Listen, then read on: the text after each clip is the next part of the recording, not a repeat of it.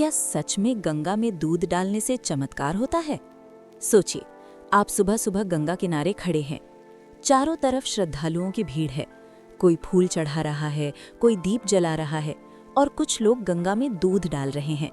अचानक पानी हल्का सा सफेद दिखने लगता है और लोग कह उठते हैं, देखो चमत्कार हो गया। लेकिन क्या ये सच में चमत्कार है या फिर इसके पीछे कोई और सच्चाई छिपी है? भारत में गंगा नदी को सिर्फ एक नदी नहीं बल्कि माँ का दर्जा दिया गया है। सदियों से लोग इसमें आस्था रखते आए हैं। पूजा पाठ, स्नान और अर्पण, ये सब गंगा से जुड़ी परंपराओं का हिस्सा हैं। इन्हीं परंपराओं में एक है गंगा में दूध अर्पित करना। कई लोग मानते हैं कि दूध डालने से पाप धुल जाते हैं या भगवान प्रसन्न होते हैं। कुछ लोग ये भी कहते हैं कि गंगा दूध को अपने अंदर समा लेती है, जैसे कोई दिव्य शक्ति काम कर रही हो। लेकिन जब हम इस घटना को ध्यान से देखते हैं तो तस्वीर थोड़ी अलग नजर आती है। जब दूध को पानी में डाला जाता है तो वो तुरंत घुलने लगता है। दूध में मौजूद फैट और प्रोटीन छोटे छोटे कणों के रूप में फैल जाते हैं। इसी वजह से पानी कुछ समय के लिए हल्का सफेद दिखाई देता है। ये बिल्कुल वैसा ही है जैसे आप एक गिलास पानी में थोड़ा दूध डाल दें, वो भी सफेद दिखने लगता है। यानी जो लोग चमत्कार समझते हैं वो असल में एक साधारण वैज्ञानिक प्रक्रिया है। इतना ही नहीं, कई बार गंगा का पानी पहले से ही गंदा होता है।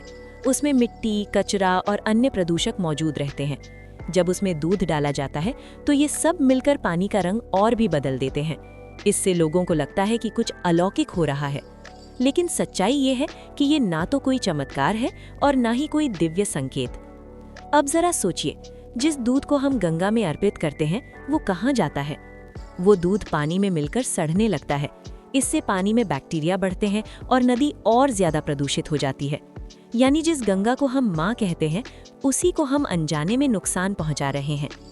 ये बात शायद कम लोग जानते हैं, लेकिन गंगा पहले से ही दुनिया की सबसे प्रदूषित नदियों में गिनी जाती है। इसमें पहले ही सीवेज, प्लास्टिक और केमिकल मिलते हैं। ऐसे में दूध डालना इस समस्या को और बढ़ा देता है। तो क्या हमें अपनी परंपराएं छोड़ देनी चाहिए? नहीं, परंपराएं हमारी पहचान है, लेकिन उन्हें समझदारी के साथ निभाना भी उतना ही जरूरी है। आज के समय में कई संत और समाजसेवी भी लोगों को जागरूक कर रहे हैं कि गंगा में दूध या अन्य चीजें डालने के बजाय उसे साफ रखने में योगदान दें। अगर हम सच में गंगा का सम्मान करते हैं तो हमें उसे गंदा नहीं बल्कि स्वच्छ रखना चाहिए। आखिर में सवाल सिर्फ आस्था का नहीं है, समझ का भी है। क्या हम बिना सोचे समझे वही करते रहेंगे जो सालों से होता आ रहा है, या फिर सच को जानकर सही कदम उठाएंगे? गंगा हमें जीवन देती है, अब बारी हमारी है कि हम उसे बचाएं, क्योंकि असली श्रद्धा वही है जो प्रकृति की रक्षा करे, न कि उसे नुकसान पहुंचाए।